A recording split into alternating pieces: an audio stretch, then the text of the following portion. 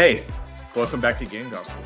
Today, we're in John chapter 10, one of the most comforting and powerful chapters in the Gospel. Here, Jesus describes himself as a good shepherd, the one who knows his sheep by name, protects them, and even lays down his life for them. This chapter also reveals the deep contrast between the life that Jesus offers and the destruction brought by the enemy. If you ever wondered how close Jesus is to his people, or what it means to have him in your life, John chapter 10 gives us a picture of his care, his voice, and his sacrificial love. Let's get started. John chapter 10.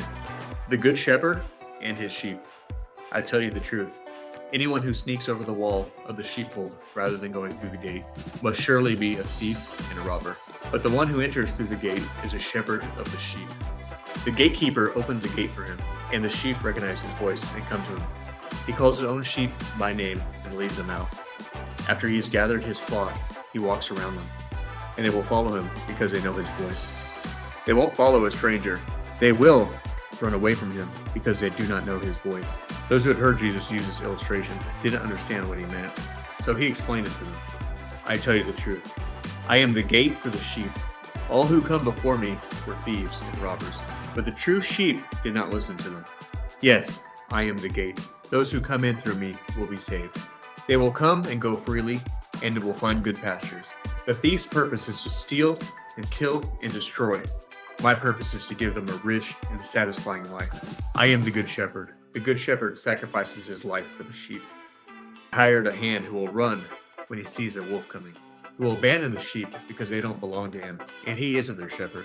And so the wolf attacks them and scatters the flock. The hired hand runs away because he's only working for the money, and he doesn't really care about the sheep. I am the good shepherd. I know my own sheep, and they know me, just as the Father knows me. And I know the Father, so I sacrifice my life for the sheep. I have other sheep too, that are not in this sheepfold. I must bring them also. They will listen to my voice, and they will become one flock with one shepherd. The Father loves me because I've sacrificed my life, so I may take it back again. No one can take my life from me. I sacrifice it voluntarily, for I have the authority to lay it down when I want and also take it up again. For this is what the Father has commanded. When he said these things, the people again were divided in their opinions about him. Some said, he's a demon possessed and out of his mind. Why listen to a man like that? Others said, this doesn't sound like a man possessed by a demon. Can a demon open the eyes of the blind? Jesus claims to be the Son of God. It was now winter, and Jesus was in Jerusalem at the time of Hanukkah, the festival of dedication. He was in the temple, walking through the section known as Solomon's Colonnade. The people surrounded him and asked, how long are you going to keep us in suspense? If you are the Messiah, tell us plainly. Jesus replied, I have already told you, and you don't believe me. The proof is the work I do in my Father's name. But you don't believe me because you are not my sheep. My sheep listen to my voice. I know them, and they follow me. I give them eternal life, and they will never perish. No one can snatch them away from me, for my Father has given them to me. He is more powerful than anyone else. No one can snatch them from my Father's hand. The Father and I are one. Once again, the people picked up the stones to kill him. Jesus said, at my Father's discretion, I have done many good works. For which one are you going to stone me? They replied, we're stoning you not for any good work, but for your blasphemy. You are a mere man, claimed to be God. Jesus replied, it is written in your own scriptures that God said to certain leaders of the people, I say you are gods. And you know that the scriptures cannot be altered. So if those people who received God's message were called gods, why do you call it blasphemy when I say I am the Son of God? Once again they tried to arrest him, but he got away and left them. He went beyond the Jordan River near the palace where John was first baptizing and stayed there for a while. And many followed him.